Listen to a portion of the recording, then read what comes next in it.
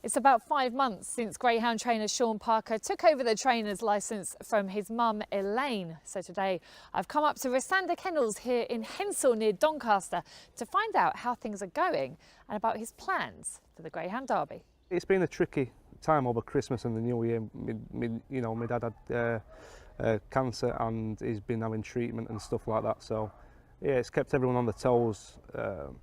When you've got a supply track with runners for 4 or 5 meetings a week, then you've got your open racing in between, and then in between that, you're taking my old man to the hospital for his treatment 6 times a week. It's been testing for everyone.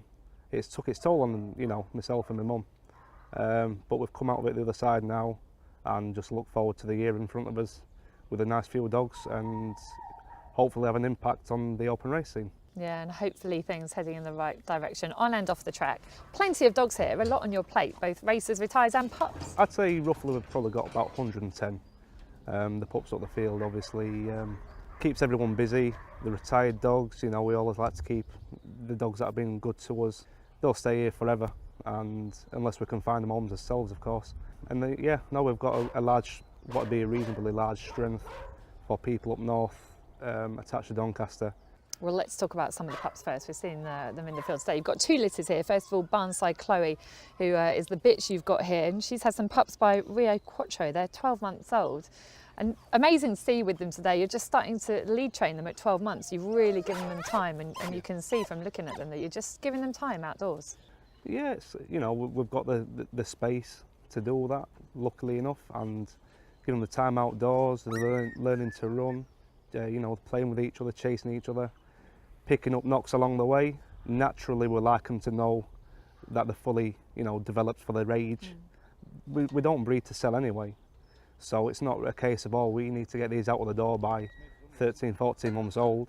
We can do what we want with them. There's one in particular who has really taken to you. Just naturally this has happened, and there's kind of a respect between you and him, and he seems to have a professional manner about him, albeit for a pup. Yeah, I don't know why, he just seems to have taken to me more than the other ones. Obviously, you've seen earlier on, he was on his back for me, and I can walk him on the lead, relatively easy. He's got all the makings of being a nice type of animal, with his mannerisms being all there, not being overly stupid. You never know, it might have just been an A7 dog, but as we're standing here right now, he's good. It looks like it could be okay. Yeah, he's exciting. It's called Luther. You'll have to keep us posted on that one once he starts racing. You've got another litter here as well, out very majestic, and another bitch you've got here with Sandra Rose Lee. Yeah. They're 10 months old. Well, we only ended up with 2 dogs and 5 bitches. They look the part, they're well put together, but the dogs really are striking. Yeah, it'll be interesting to see how they go on. You've certainly got your fair share of retireds here as well. Candlelight Fire is one that you're standing at stud here, essentially. Yeah, you say standing at stud is not really. I mean, if anyone were interested in using him, they could always give us a ring. He'll never leave us. Mum bred him, reared him, schooled him. So, the dog owes my mum nothing at all. You've had quite a lot of success in Scotland, but you're swerving it this year. Why is that? Swimming it this year basically because we just haven't got, one reason is we haven't got the amount of dogs and the animals to do it. Another reason, if we were referring to the Lightfoot King dog, they changed the ruling of dogs that have been disqualified that can be entered in the derby now. And it's not that far away, and to be fair, I wouldn't want to put the dog under any unnecessary pressure to perform in Scotland when Nottingham's an hour and a half down the road. I know the dog's good enough when he puts it all together. And as things stand, he probably is your first string for this year's derby. A dog full of ability, but he's had his fair share of bad luck. We seem to have got him to lots of finals: Puppy Derby, Scottish Derby, Grand Prix Sunderland, Steel City Cup, and he's been sent off favourite in, I think it was the Grand Prix, walked out. He went into the Steel City Cup final with realistic claims, walked out, and he seems to do all his good running in the first or the second round. It is frustrating, but you can just feel it. There will be a good run in a final, and hopefully that would be the derby, but you're not taking on Muppets, are you? You're taking on the best of the best, and we'll see how we go. He's definitely got ability. Another dog we've seen here today is Ballymac Dingle. I've fallen in love with this dog a little bit. What a lovely, friendly dog. Not too much to say about him because he's only had 5 races. It's been a slow progress to get him to this point. He's had his problems.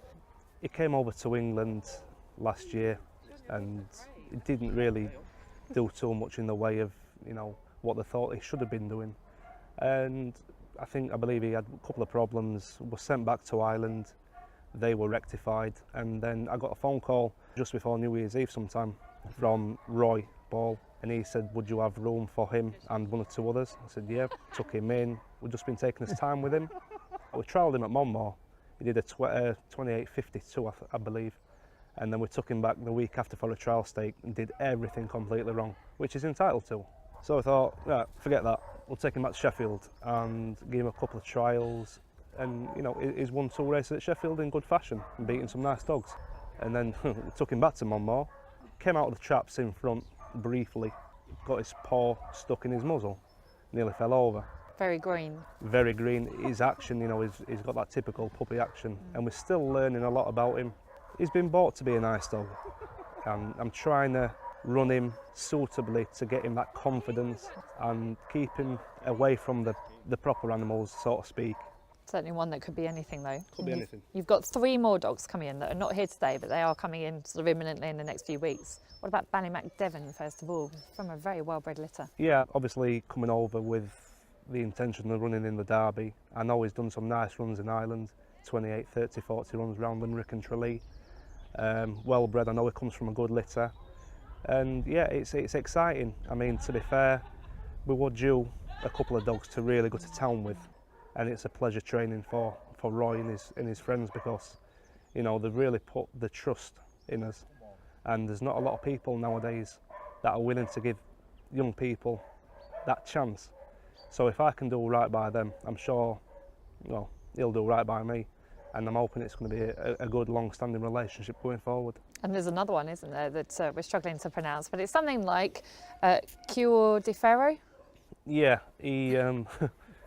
I don't know myself, you pronounce it brilliantly. I'd have no chance. He got knocked out of the Conan Kirby in the quarters. He was neck and neck with a leader at halfway and got bowled over. But I know they've had him to the vets, he's been checked out sound, and he's coming with Ballymac Devon.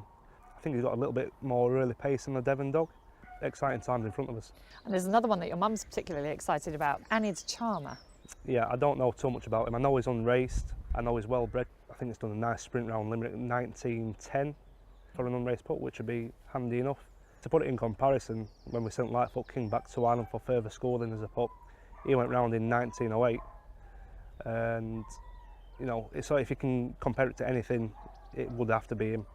And that being the case, you know, it's another nice dog to look forward to. Exciting. Yeah. Obviously, we've heard that it's been a difficult time for your family, and we head to Nottingham with some live chances and certainly some dogs that could come forward. What would it mean to you if you could really do well in the Derby, maybe final, maybe even, you know, get that win? Yeah, I mean, look, I suppose it's everyone's dream to win a Derby, whether it be English, Scottish, Irish. If I could say I had an English Derby finalist, let alone a winner, I think I'd done myself proud. I'd take that as a win right now. And if everything falls right, there's no reason why it shouldn't. You know, it could make 1 or 2 people look. So, exciting times, definitely.